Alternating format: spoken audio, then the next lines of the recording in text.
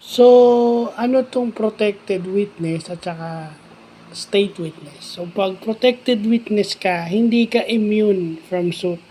Pwede ka pa rin kasuhan. Kaso, ang ibinibigyan ka lang ng proteksyon dahil dun sa testimonial evidence o sa testimonial ibibigay mo na magli-lead doon sa ikaka-solve ng kaso o dun sa para ma-solve yung kaso, kailangan ka. Kasi syempre threatened ka dahil isa kang witness sa isang crime at guilty ka doon. So pag sinabi mo namang state witness ka, nabasa ko to sa Google, pag state witness ka, sinabi ng Secretary Remulla na pwedeng yung court ang mag-discharge pag nakasuhan ka, discharge or hindi ka nakasuhan. Pero may kondisyon.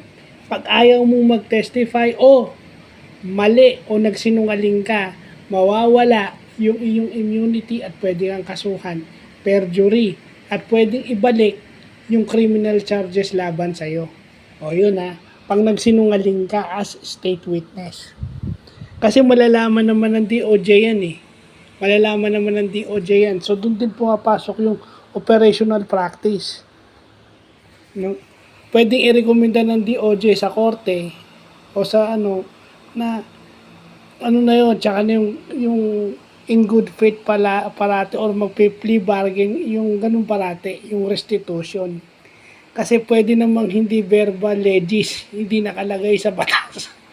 Pero yung procedure kung paano mo mapoprotektahan yung state witness para sa kanyang kaligtasan at sa ikakasosolve ng kaso para mabigyan ng justice yung mga humihingi ng justice, yun.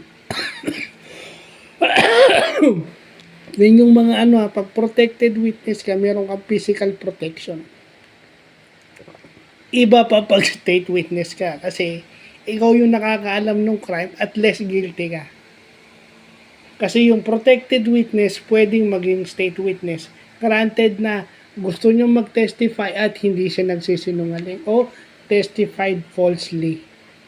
Pag mali yung pagkakatestigo mo. Yun. Kaya maraming gustong pumasok sa witness protection program pero baka nagsisinungaling o nagko-commit ng perjury itong mga ito. Diba? So yun yung kailangan nating malaman, no?